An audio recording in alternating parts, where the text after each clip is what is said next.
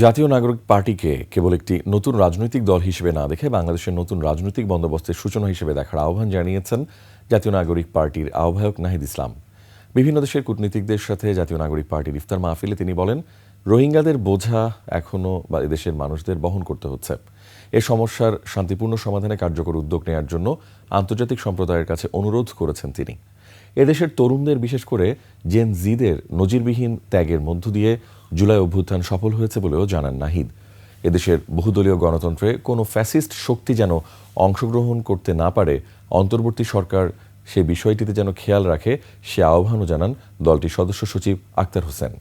Lily হালাল beauty soap, BSTI কর্তৃক সনদপ্রাপ্ত দেশের প্রথম হালাল বিউটি সোপ। দীপ্তিময় উজ্জ্বল ত্বকের জন্য।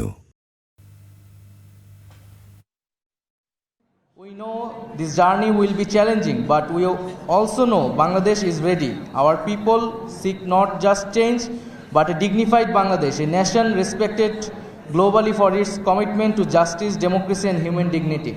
কিন্তু সেই বহুদলীয় গণতন্ত্রে যেন কোনোভাবেই কোনো ফ্যাসিস্ট শক্তি তাদের অংশগ্রহণ করতে না পারে, এই কারণে বিচারিক যে প্রসেসের মধ্য দিয়ে যাওয়া দরকার, অন্তর্বর্তীকালীন সরকার সেই প্রসেস মেনটেন করবে।